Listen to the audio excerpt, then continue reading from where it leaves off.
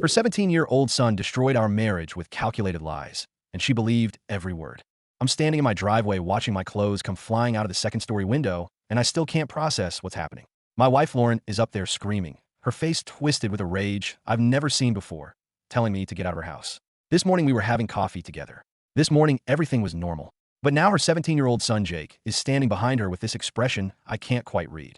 Something between triumph and fake concern. He puts his hand on her shoulder like he's comforting her, but his eyes meet mine for just a split second, and I swear I see it. A smirk, just the tiniest hint of satisfaction before he rearranges his face into worry. Let me back up. Let me explain how I ended up here in my own driveway, being thrown out of my own house by a woman who promised to love me forever.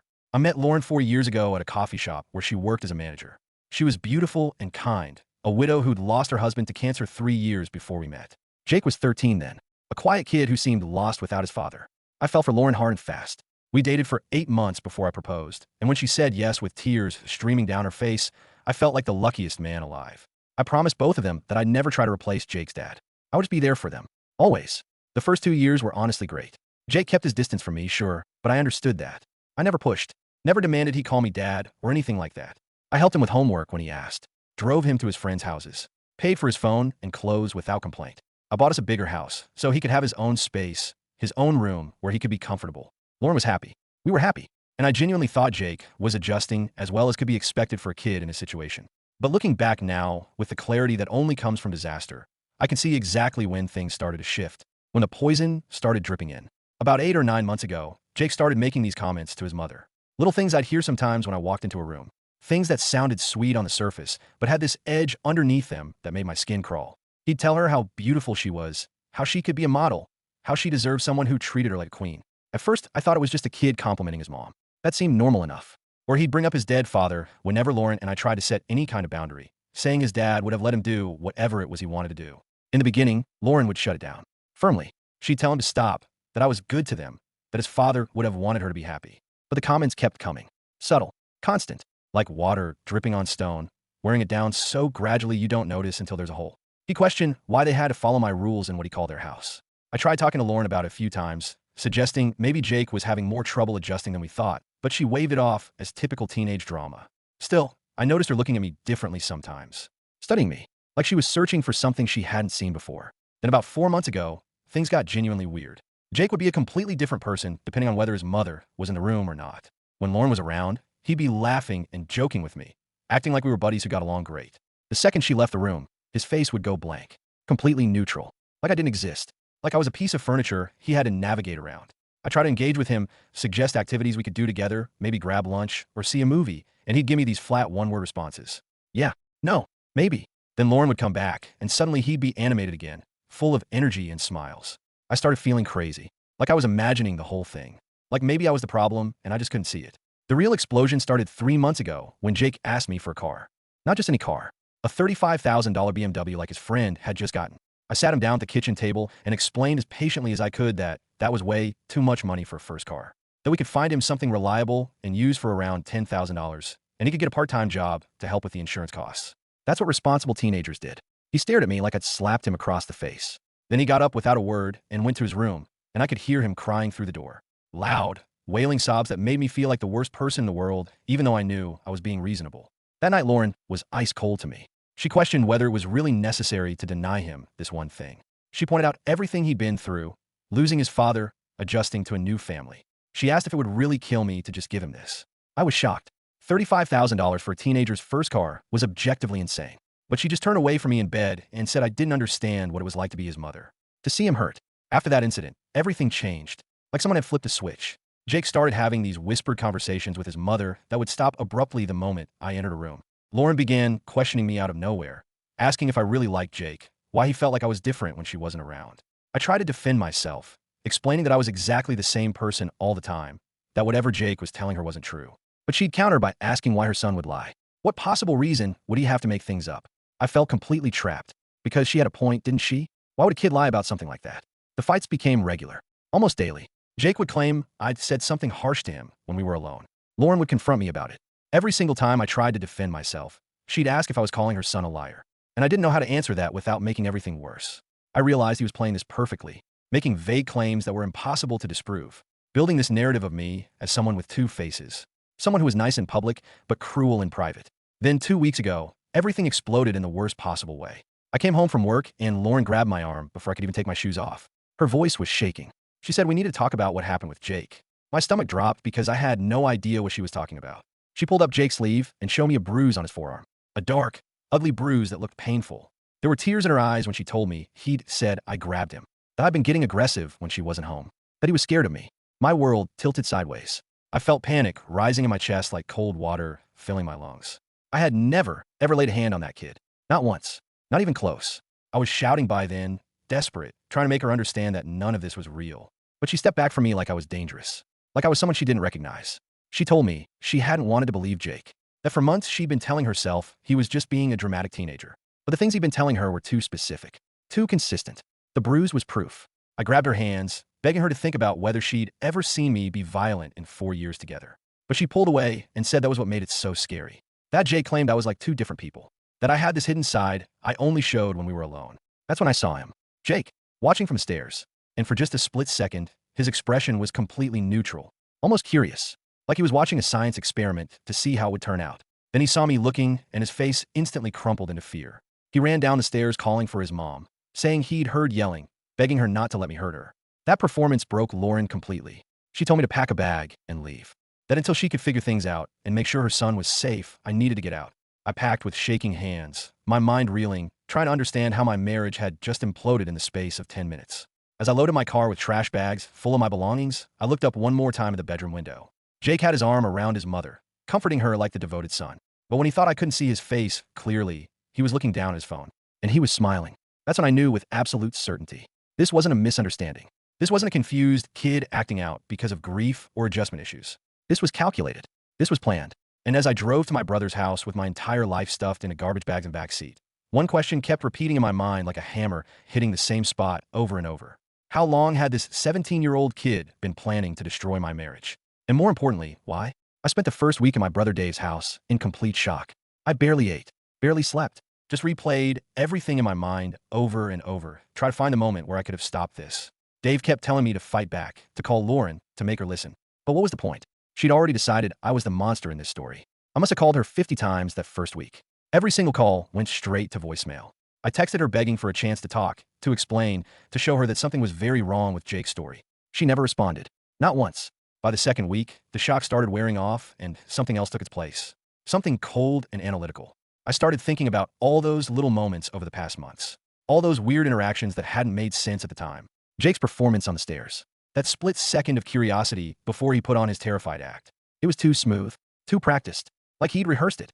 That bruise on his arm had appeared at the perfect time, right after our biggest fight about the car. And those whispered conversations with his mother that stopped when I entered rooms.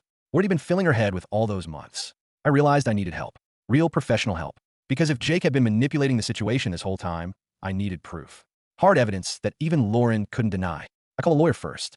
A family law attorney named Patricia Chun, who came highly recommended. She listened to my entire story without interrupting, taking notes on a yellow legal pad. When I finished, she looked at me seriously and asked, "Do you own the house?" I told her yes. I'd bought it before the marriage with my own money from an inheritance. She nodded. "That's good. That gives you leverage. But we need to move quickly on divorce paperwork if that's the direction you're heading." I told her I wasn't sure yet. That part of me still hoped Lauren would come to her senses. Patricia gave me this sad smile. In my experience, when someone chooses to believe the worst about you without evidence, they've already made their choice. You're just waiting for them to admit it. That hit me hard, but I knew she was right. Then I hired a private investigator, a guy named Marcus who specialized in infidelity and fraud cases. I felt ridiculous at first, like I was being paranoid or vindictive. But I told him everything about Jake's behavior, the manipulation, the lies. Marcus didn't seem surprised at all. "I've seen cases like this before," he said. "Kids who manipulate parents during divorces or blended family situations. Teenagers can be incredibly sophisticated manipulators when they want something. Let me look into the finances first, see if there's a money trail. Because there usually is." It took Marcus less than a week to find the first bombshell. Our joint account, the one Lauren and I had set up for household expenses and savings, had been bleeding money for almost 6 months. $8,000 in total. Withdrawn in increments small enough that I hadn't noticed while I was working 60-hour weeks. The charges were for gaming equipment. Expensive clothes, electronics, DoorDash orders sometimes twice a day. All of it tied back to Jake. But here's what made my blood run cold. Lauren had to have known. Several of the charges required parental approval. and there were bank statements showing she transferred money from our savings to cover the overdraft Jake had created. She'd been hiding it from me, covering for him, probably because she knew I'd say no to that kind of frivolous spending. Marcus found something else too. He pulled our credit report and discovered that Lauren had applied for a credit card in just her name 2 months ago, right around the time Jake's campaign against me had intensified. She'd maxed it out almost immediately. Another $4,000, mostly on stuff for Jake. When Marcus showed me all the evidence laid out in neat files, I felt like I'd been punched in the stomach. This wasn't just about Jake manipulating his mother. Lauren had been actively deceiving me too, choosing her son over our marriage and our financial future. But the real gold mine came when Marcus suggested we look into Jake's social media and digital footprint. He had a contact who could access deleted messages and posts, all perfectly legal with the right tools and authorizations. I gave him the go-ahead, even though it felt invasive, because I needed to know the truth. What we found was devastating. Messages between Jake and his friends going back almost a year, talking about his plan. My mom starting to doubt him. One message said, "Just gotta push a little harder and the old man's gone." In another conversation, Jake had literally written out his strategy. "Mom always believes me when I cry. It's so easy." There were messages about the car too, about how I was a cheap bastard who didn't understand that Jake deserved nice things after everything he'd been through. But the worst message, the one that made everything crystal clear, was from 3 weeks ago, right before everything exploded.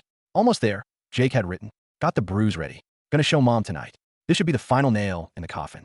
He'd planned the bruise. He deliberately hurt himself to frame me. Marcus found a video too, hidden in Jake's cloud storage, probably recorded by accident when his phone was unlocked in his pocket. It showed Jake in his bathroom, slamming his own forearm against the edge of the counter, wincing, but doing it again and again until a dark bruise formed. "This better work," he muttered to himself in the video. I sat there watching this 17-year-old kid abuse himself to destroy my marriage, and I felt physically sick. Why would someone do this? What had I done to deserve this level of calculated cruelty? Then Marcus showed me the final piece of the puzzle. Messages between Jake and his best friend about their plan for after the divorce. "Once they split, Mom will want to leave this boring town," Jake wrote. "She'll sell the house, and we can finally move to the city where everything actually happens. Plus, without him around, she'll have way more money to spend on me." It was all about money and location. Jake wanted a different life, a more exciting life in the city where his friends had moved. And I was the obstacle. The house was in my name, so Lauren couldn't sell it while we were married. But if we divorced, Jake figured she'd want a fresh start somewhere else, and he'd finally get what he wanted. I had everything. The financial fraud, the manipulative messages, the video of him creating the bruise. All of it. Patricia Chen looked over everything and told me this was more than enough for a divorce with a very favorable settlement. But she warned me that exposing Jake's manipulation might damage my relationship with Lauren permanently. I almost laughed. What relationship? The woman had thrown me out based on lies without even giving me a chance to defend myself. That night, 3 weeks after she'd kicked me out, I finally got a text from Lauren. "Have you had time to think about your behavior?" It read. "Jake says he's willing to give you another chance if you apologize to him and commit to doing better. We can talk about you coming home if you've really reflected on what you've done." I stared at that message for a long time. She wasn't asking if I was okay. She wasn't apologizing for not hearing my side. She was demanding I apologize to the kid who'd orchestrated this entire nightmare. I texted back just 4 words. "Come over tomorrow, 3 p.m. She responded immediately. "Does this mean you're ready to make things right?" I didn't answer. Instead, I spent the rest of the night organizing all the evidence into a folder, printing out the messages, the bank statements, everything. Tomorrow, Lauren was going to learn the truth about her son, and our marriage was going to end. There was no coming back from this. Lauren arrived at the coffee shop at exactly 3 o'clock, and I watched her through the window as she parked. She looked tired, thinner than I remembered, dark circles under her eyes that makeup couldn't quite hide. For a moment, I felt a pang of the love I'd had for her. But then I remembered the past 3 weeks of silence. The accusations. The way she'd chosen to believe the worst of me without question. She walked toward the entrance with this expression on her face. Half hopeful, half nervous, probably expecting me to be broken and apologetic. I'd chosen this coffee shop deliberately. It was neutral territory, a public place where neither of us had the advantage, and I wanted witnesses for what was about to happen. She spotted me at a corner table and made her way over, sliding into the seat across from me with a cautious smile. The coffee shop was busy enough that we had privacy, but not so empty that we were alone. I positioned myself so I could see the parking lot through the window. She started talking almost immediately about how she and Jake had been discussing things. How maybe if I was willing to go to therapy and work on my anger issues, we could find a way forward. How Jake was even willing to forgive me if I showed real change. I let her talk for about 30 seconds before I held out my hand to stop her. Then I slid a large manila folder across the table. She looked at it, confused, then back at me with questions in her eyes. "Open it," I said. My voice was flat, emotionless. She hesitated, then picked up the folder with shaking hands. The first thing she saw was the divorce paperwork, official and already signed by my lawyer. Her face went white, and she looked up at me with genuine shock, starting to say something about how we could work through this. "Keep looking," I said. She flipped through the pages, and I watched her face change as she saw the bank statements. The credit card bills. The highlighted charges showing $8,000 of our money spent by Jake. She tried to explain, but I cut her off. Keep going. Then she got to the printed messages. Jake's conversations with his friends, where he'd laid out his entire manipulation strategy. I saw the exact moment she read the words her son had written about how easy it was to make her believe him, how the old man would be gone soon. Her hands started trembling, and she kept shaking her head like she could deny what was right in front of her. This can't be real, she whispered. These could be fake. That's when I pulled out my phone and played the video, volume low enough that only she could hear. Jake's voice came through clearly as he slammed his own arm against the bathroom counter over and over, creating the bruise he'd shown his mother. Lauren's face crumbled. She dropped the papers onto the table, her hand over her mouth. He told me you grabbed him, she was mumbling. He cried. He seemed so scared. He played you. I interrupted coldly. For months he's been systematically destroying our marriage because he wants you to sell my house and move to the city with him. It's all there in the messages. She was sobbing now, trying to keep quiet in the public space, her whole body shaking as she tried to process that her son had orchestrated this entire nightmare. Why didn't you make me see? She asked. Why didn't you tell me? That question broke something in me. I tried, I said. I beg you to talk to me. But you chose to believe Jake without evidence, without even asking for my side of the story. You threw me out of my own house based on lies. She reached across the table for my hand, but I pulled back. I was protecting my child, she said desperately. What was I supposed to do? You were supposed to be my wife, I said, my voice rising slightly before I caught myself and remembered where we were. You were supposed to give me the benefit of the doubt after 4 years of marriage. The words I've been holding in for 3 weeks came pouring out. You were supposed to ask questions, demand proof, something, but you didn't, because deep down you'd already chosen Jake over me. The truth hung in the air between us, painful and undeniable. She'd made her choice weeks ago, maybe even months ago, when Jake's whispered poison had first started working on her, and I was just the collateral damage. That's when a coffee shop door opened with force, and Jake walked in. He'd been waiting in the car outside, and apparently couldn't stand not knowing what was happening. He spotted us immediately and stormed over to our table, his face red with anger. What are you doing to my mom? He demanded. Then he saw the papers scattered on the table, and his expression changed. For just a second, I saw real fear before he tried to recover. Whatever he's saying is a lie, he told his mother quickly. He's trying to turn you against me. I picked up my phone and turned the screen toward him, showing him his own video, his own voice, his own face as he created the bruise. His face went through a series of emotions in rapid succession. Shock, panic, then finally settling on anger. You went through my stuff, he said loudly. You had no right. People in the coffee shop were starting to look at us. You framed me for abuse, I said calmly. I had every right. Lauren was staring at her son like she'd never seen him before. Tell me it's not real, she begged, her voice breaking. Tell me you didn't do this. And that's when Jake's mask finally came off completely. So what if I did? He said, his voice getting louder, drawing more attention. You were miserable with him anyway. He's boring and cheap, and he's not my dad. We should have left this stupid town a year ago. Lauren gasped like she'd been physically struck, her eyes darting around at the other customers who were now openly staring. Jake kept going, seemingly not caring about the audience anymore. I did what I had to do. All my friends moved to the city, and I'm stuck here because of him. He gestured at me with contempt. You deserve better than this boring life. We both do. Once you divorce him and sell the house, we can finally have a real life. It's my house, I interrupted quietly. Lauren can't sell it. His face went even redder. He started talking about lawsuits, about how his friend's mom had gotten half of everything in her divorce. That's when I saw the moment Lauren finally understood what her son had become. Right there in the middle of a crowded coffee shop with strangers watching. You destroyed my marriage, she whispered. For money and a change of location. You made me believe my husband was abusing you so we could move to be near your friends. Jake tried to backtrack, suddenly aware of all the people watching. It's not like that. I just wanted us to be happy together. I cut through all of it. You have 30 days to find a place, I told them both. It's stated in the divorce papers. After that, I'm taking back my house. Lauren looked at me with such devastation in her eyes.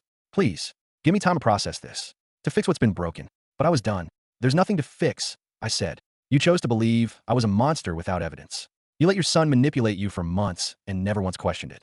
Even now, knowing the truth, you're asking me for another chance. But you never gave me a first chance. She broke down completely, sobbing in her hands while Jake stood there with his arms crossed, looking defiant and angry even though his entire scheme had collapsed around him.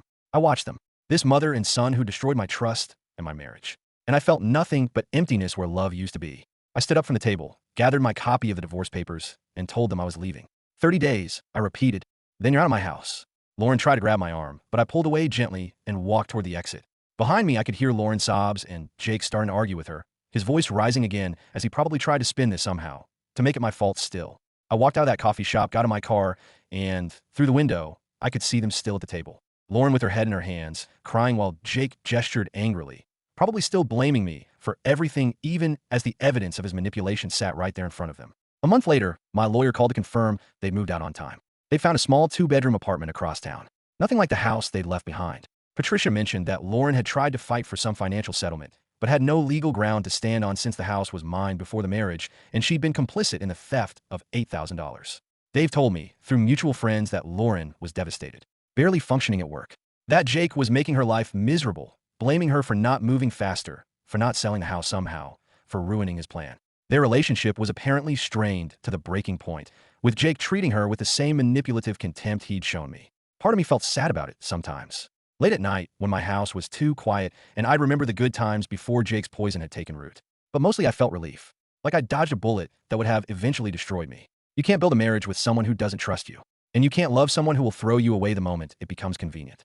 I learned the hardest lesson of my life, one that cost me 4 years in a marriage I'd thought would last forever. Trust without communication isn't real trust. It's just blind faith. And blind faith without evidence or questions is dangerous. Jake had taught me that lesson in the cruelest way possible. And now, both he and Lauren were living with the consequences of the lies they'd chosen to believe and the loyalty they'd chosen wrong. 6 months after the divorce was finalized, I was sitting in my living room when my phone rang. Unknown number. I almost didn't answer, but something made me pick up. It was Lauren.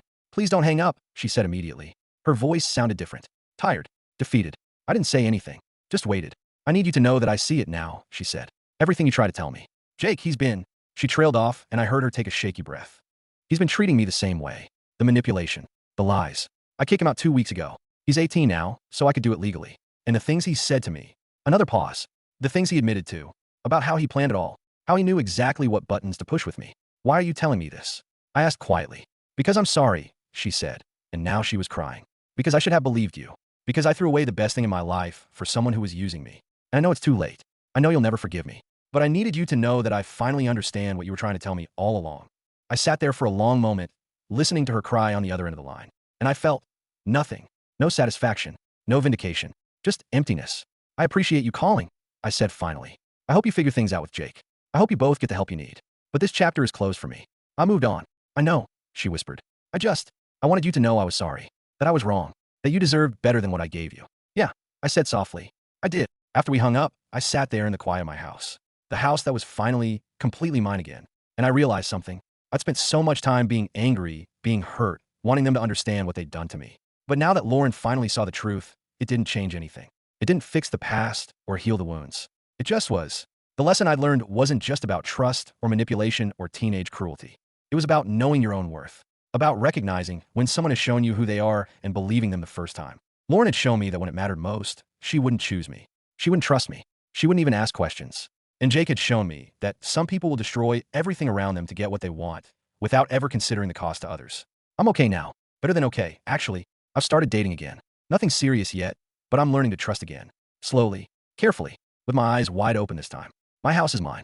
My life is mine. My peace is mine. And I've learned that sometimes the best revenge isn't revenge at all. It's just living well, building something good, and refusing to let the people who try to destroy you take up any more space in your head or your heart than they've already taken. Jake taught me a hard lesson, but I survived it, and I'm stronger for it. If you enjoyed this, you'll probably like the next story too.